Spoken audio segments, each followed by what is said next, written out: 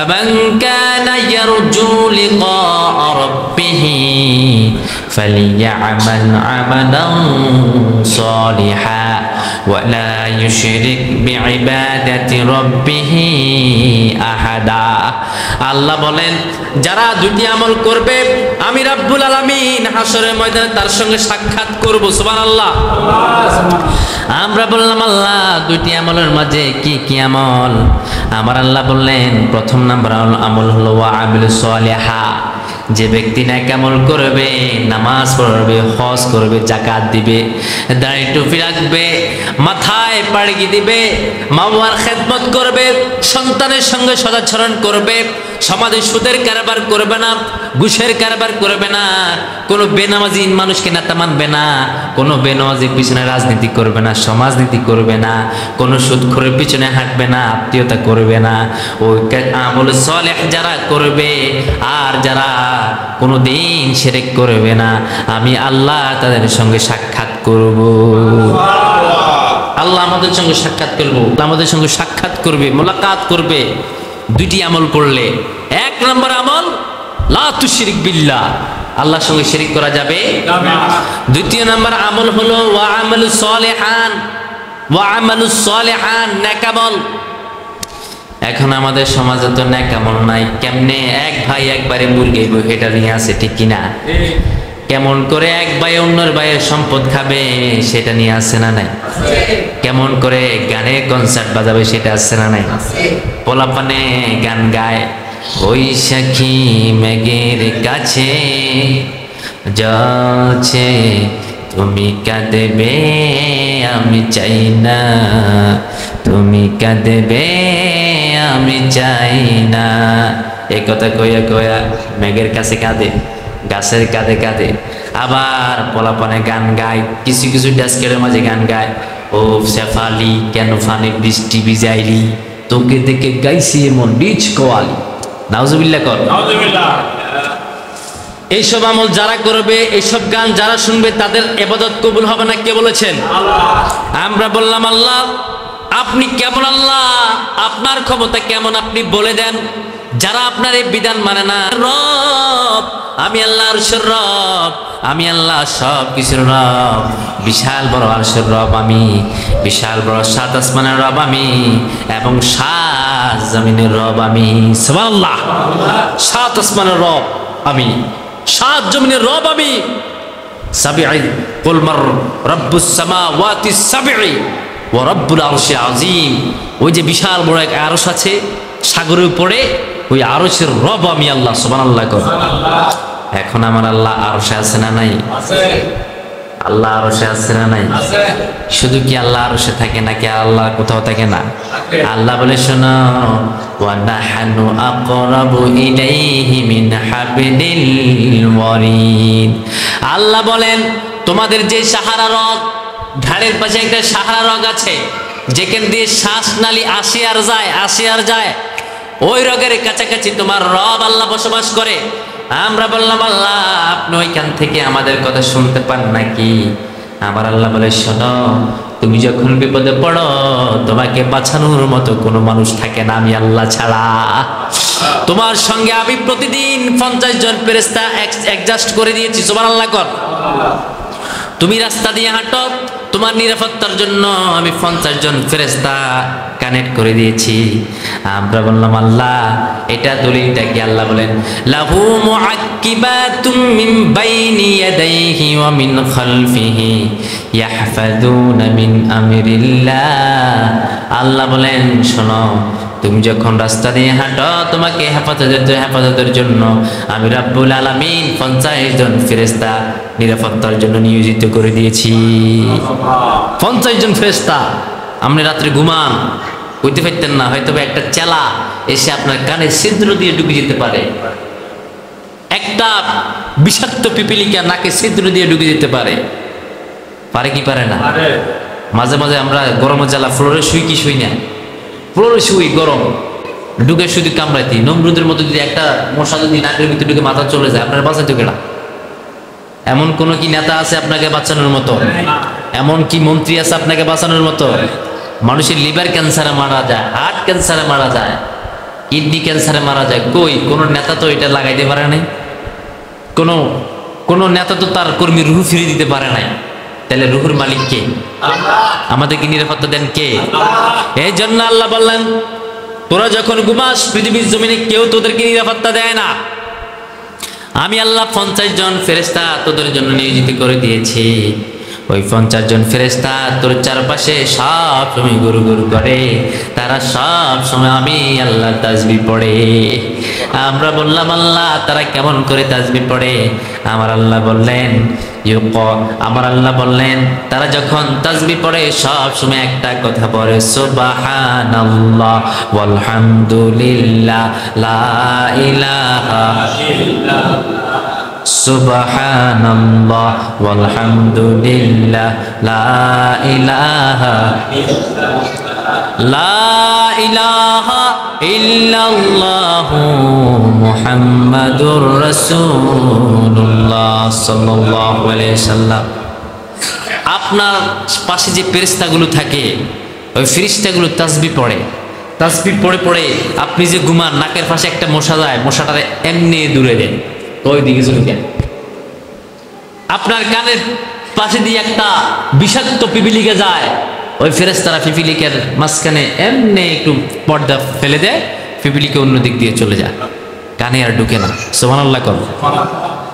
কত ভালোবাসে আল্লাহ আপনাকে, কত ভালোবাসে। সে আল্লাহর কথা আপনি শুনতে রাজি হন না, সে আল্লাহর পক্ষে থাকতে রাজি হন না। সে আল্লাহর কথা যারা বলে, কোরআনের হক বাণী যারা বলে, আমরা এখন রাজনীতি করে হুজুরের বেতন দিতেন না, আছে না নাই? ওই ইসলামের সাথে কি রাজনীতির কোনো সম্পর্ক আছে? এমন বলার মতো লোক আছে না নেই? একটু মনোযোগ দিবেন, মনোযোগ। আমাদের দেশে প্রেসিডেন্ট জিয়াউর রহমান, তিনি কি সরকার ছিলেন না? ছিল। উনি রাজনীতিবিদ ছিল, ঠিক কি না? রাজনীতিবিদ হওয়ার কারণে উনি সরকার হয়েছে। শেখ হাসিনা রাজনীতিবিদ হওয়ার কারণে কি হয়েছে? প্রধানমন্ত্রী হয়েছে সরকার। এই কারণে তাকে রাজনীতিবিদ বলে, প্রধানমন্ত্রী হওয়ার কারণে। এরশাদ প্রধানমন্ত্রী হওয়ার কারণে তাকে কি বলেছে? রাজনীতিবিদ। রাজনীতি ছাড়া সে প্রধানমন্ত্রী হতে পারে না, ঠিক কিনা? আমাদের বেগম জিয়া, তিনিও সরকার হয়েছে রাজনীতিবিদের কারণে, ঠিক কিনা? উনিও সরকার হয়েছে, এখানে ওনাকে রাজনীতিবিদ বলে। তারেক রহমান, উনি লন্ডনে আছে, উনিও রাজনীতিবিদ। উনি সামনে প্রেসিডেন্ট হওয়ার, প্রাইম মিনিস্টার হওয়ার স্বপ্ন ওনার। উনি রাজনীতিবিদ হওয়ার কারণে প্রাইম মিনিস্টার হওয়ার স্বপ্ন হয়তোবা পূরণ হবে। রাজনীতিবিদ হওয়া চাই কেউ প্রাইম মিনিস্টার হতে পারে না, সরকার হতে পারে না। বলেন তো, আমার নবী মুহাম্মদ সাল্লাল্লাহু আলাইহি সাল্লাম মদিনার সরকার ছিলেন 10 বছর। কত বছর?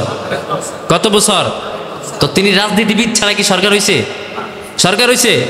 এখন বিশ্ব নবী সাল্লাল্লাহু আলাইহি সাল্লাম যেহেতু তিনি সরকার হয়েছেন, তিনিও রাজনীতিবিদ ছিলেন, কূটনৈতিক ছিলেন। আল্লাহর নবীর জীবনের ভিতরে রাজনীতি আছে না নাই? ওই আল্লাহর নবীর জীবনী আমাদেরকে অনুসরণ করা সুন্নত না ফরজ? সুন্নত না ফরজ? ফরজ, ফরজ। আল্লাহর নবী যদি রাজনীতি করতে পারে, সরকার হতে পারে, আল্লাহর নবীর ওই সুন্নতকে তুমি যদি বলো রাজনীতি হারাম, তাহলে আল্লাহ নবীর সুন্নতকে তুমি লঙ্ঘন করার কারণে তুমি কাফের, ঠিক না? আর যারা কাফের হয় তাদের নামাজ কবুল হয় না, রোজা কবুল হয় না, জাকাত কবুল হয় না। তুমি কে হুজুর রাজনীতি করে? আর হুজুরদের জন্ম হয়েছে রাজনীতির জন্য, ঠিক না? আমার নবী মুহাম্মদ সাল্লাল্লাহু আলাইহি সাল্লাম রাজনীতি করেছেন, কোরআন দিয়ে রাষ্ট্র চালিয়েছেন।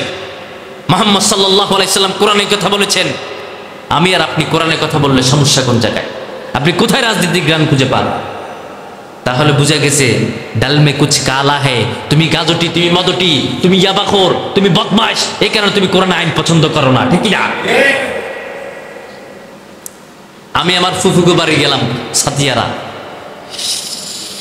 দোকানে বসে বসে একজন একজনে গুতা মারে। কোন দল করস? আমি অমুক দল করি।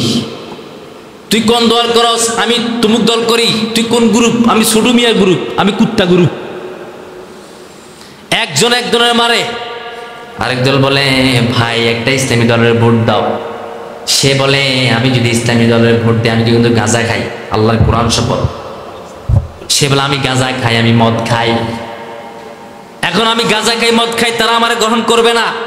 আর যদি আমি ইসলামী দলের ভোট দিই, তারা যখন সংসদে চলে যাবে ওই গাঁজামত বন্ধ করে দেবে, আমি খেতে পারবো না। ভাই সোজা কথা শেষ, আমি তাদেরকে ভোট দেব না, আমি অমুক দলের লগে আছি। কথা বলেন ঠিক কিনা? তাহলে সে জানে যে ইসলামী দল আসে তোর গাঁজা বন্ধ হবে, তোর মদ বন্ধ হবে, তোর জুয়া বন্ধ হবে, তোর জানা বন্ধ হবে। এই জন্য তারা কোরআন সাপোর্ট করে না, কোরআনের পক্ষে কথা বলে না, তারা কথা বলে তাদের পক্ষে যারা নারী নিয়ে কনসার্ট করে, নারী নিয়ে মন্ত্রীদের হোটেলের ভিতরে নাচানাচি করে, জানা করে, ব্যভিচার করে, তাদের পক্ষে তারা কথা বলে ঠিক কিনা? তারা আমাদেরকে বলে আমরা মৌলবান, আমাদেরকে বলে হুজুর রাজনীতি করবেন লাগে না, রানছি নিয়ে রাজনীতির কথা বলি না, এগুলো তোমার মেন খুলে দিচ্ছি, নবী মুহাম্মদের জীবনী তোমাকে শোনাচ্ছি সাল্লাল্লাহু। আমি রাজনীতি করতে আসছি না। আল্লাহর নবী মিম্বরে বসে যখন খুতবা দিতেন চক্ষু লাল হয়ে যেতে, তখন বলতেন মদিনাতে মদ চলবে না, মদিনাতে গান চলবে না, মদিনাতে নারীদের প্রতি অত্যাচার করা যাবে না, নারীদের হলের ভিতরে ঢুকে নারীদেরকে গণধর্ষণ করা যাবে না। আল্লাহর নবী বলেছেন কোন নারীকে জীবন্ত কবর দেওয়া যাবে না। আল্লাহর নবী যখন এগুলা বলেছেন তখন আল্লাহর নবী ছিলেন একজন রাজনীতিবিদ, আল্লাহর নবী তখন ছিলেন প্রাইম মিনিস্টার, সরকার মদিনা। সুবহানাল্লাহ কোন কেমন সরকার ছিলেন? যে সরকার জুমার দিনে খুতবা দিতেন। সুবহানাল্লাহ। কেমন সরকার ছিলেন? যে সরকার জুমার দিনে খুতবা দিতেন, জুমার নামাজ পড়াতেন, মানুষ মরে গেলে জানাজার নামাজে জানাজা পড়াতেন। কেমন সরকার ছিলেন? সব সময় সাহাবীদের জন্য দোয়া করতেন। এমন সরকার ছিলেন যে সরকার সব সময় কোরআন শিক্ষা দিতেন। সুবহানাল্লাহ। কেমন সরকার? সরকার নিজে কোরআন পড়তেন, সাহাবীদেরকেও কোরআন পড়াতেন। সরকার নিজে সব সময় নামাজের এক নামাজ পড়তেন, সাহাবীদেরকে নামাজের জন্য আহ্বান করতেন। সুবহানাল্লাহ। ওই সরকার কোনোদিন অত্যাচার করে নাই, অন্যায় করে নাই, জীবনে একটা মিথ্যা কথা বলে। এই জন্য কবি বললেন কেমন সোনার দুলাল এলো মদিনায়, কি চমৎকার চেহারা সোনার দুলাল। আল্লাহর নবী যেদিন দুনিয়াতে এসেছেন, আল্লাহর হাবিব দুনিয়া আসার পরে হালিমার কোলে যখন আল্লাহর হাবিবকে দিলেন, হালিমা আল্লাহর হাবিবের চেহারার দিকে তাকিয়ে বলেন আমিনার দুলাল নাচে হালিমার কোলে, আমিনার দুলাল নাচে হালিমার কোলে, যেন চাঁদ তোলে পৃথিবীর নয়ন তলে, আমিনার দুলাল নাচে হালিমার কোলে। সুবহানাল্লাহ। আমার নবী সরকার হলেন, সাহাবীদেরকে বললেন আমার সাহাবীরা, আইয়ামে জাহেলিয়াতের জামানায় নারীদেরকে কোনো সম্পদ দিত না, নারীদের সম্পদ দাও। এখন আমাদের জামানায় এই বর্তমান সমাজে বিচার করতে করতে জীবন শেষ, অমুক দলের অমুক বড় নেতা বোনের সম্পদ জোর করে খায়, আর কিছু হলে আমার অমুক নেতা কল দেয়, হ্যালো নেতা ভাই খাও খাও, আমি আমার বোনের সম্পদ মেরে খেয়ে ফেলেছি, বোনের ছেলেরা আসছে জাগার জন্য, বোনের সে জাগার জন্য, তাদেরকে ঠেকাও ঠেকাও, আমি তো অমুক দলের অমুক পদ নিয়ে আসি। আছে না নাই? আছে না নাই? ডাকাত বেটা। আল্লাহ নবী রাজনীতির ভিতরে এটা ছিল। আল্লাহ নবী বলেছে বোনের সম্পদ বোনকে বুঝাই দে। এই কথাটি কার কার কথা? আমরা বললাম আল্লাহ দলিল কি? আমার আল্লাহ বলেন ইউসিকুমুল্লাহু, পড়েন ইউসিকুমুল্লাহু ফি আওলাদিকুম লিযযাকারি মিসলু হাযযিল উনসায়াইন। আল্লাহ নবী বললেন, আল্লাহ বলেছেন বাপের সম্পদের মাঝে ভাই পাবে দুই, বোন পাবে এক।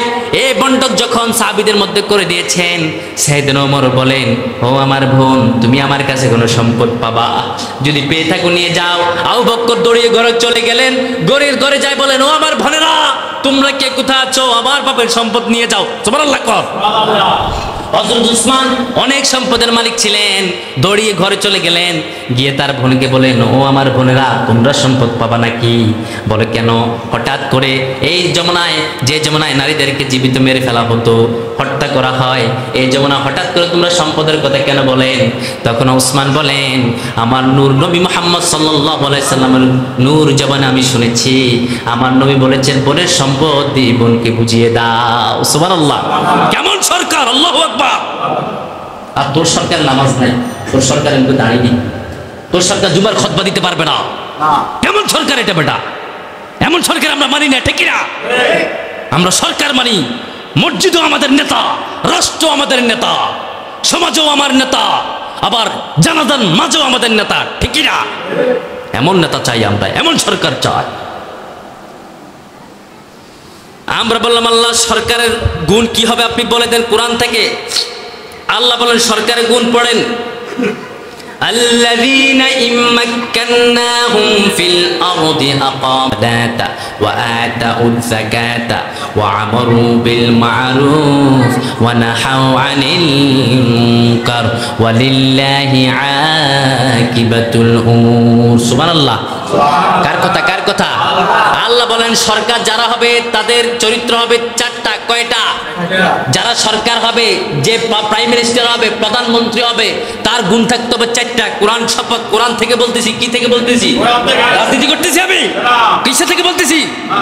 একটা কথা যদি আমার পিছনে বলস কিংবা বলো তোমরা একটা কথা যে হুজুর রাজনীতি করে গেছে, তাহলে তুমি মুনাফিক, তুমি মুনাফিক, তুমি মুনাফিক, তুমি মুনাফিক। তুমি এখান থেকে আমার ভুল ধরে যাও, আমি কোরআন খুলে তোমাকে দেখাই যাব, কোরআন খুলে দেখাই যাব।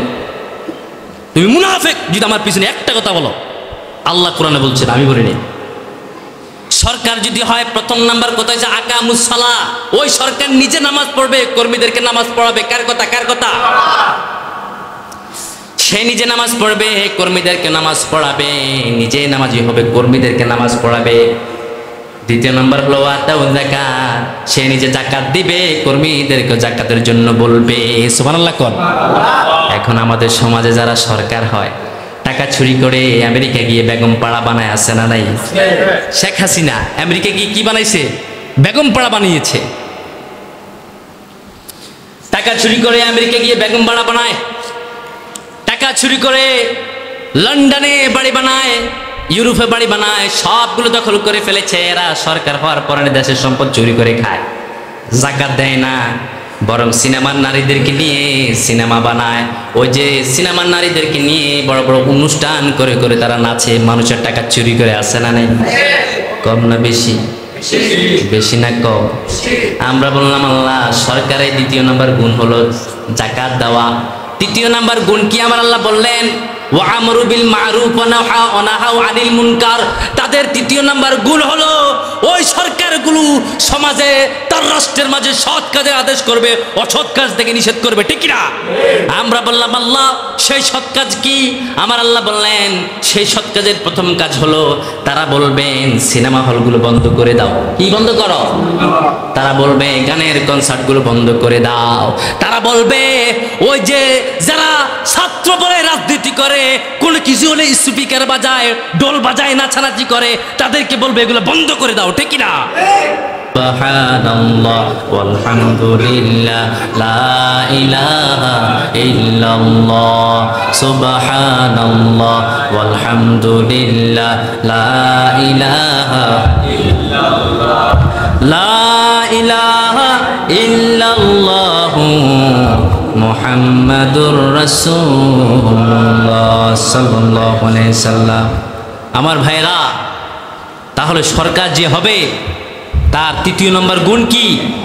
সৎ কাজের আদেশ করা, অসৎ কাজের নিষেধ করা। আমরা বললাম আল্লাহ চতুর্থ নম্বর গুণ কি? এবার এদিকে তাকান, প্লিজ এদিকে তাকান। চতুর্থ নম্বর গুণ হলো, আমরা বললাম আল্লাহ সেই গুণটা আপনি আমাদেরকে বলে দেন। আমার আল্লাহ বললেন সে সরকার হবে, তার চতুর্থ নম্বর গুণ ওয়ালিল্লাহি আকিবাতুল উমুর। তার চতুর্থ নম্বর গুণ হলো সে কোনো নেতাকে ভয় করবে না, কোনো মানুষকে ভয় করবে না, ওই আমেরিকার আমবামদেরকে ভয় করবে না। সে সব সময় ভয় করবে একজনকে, তিনি কে? আল্লাহ।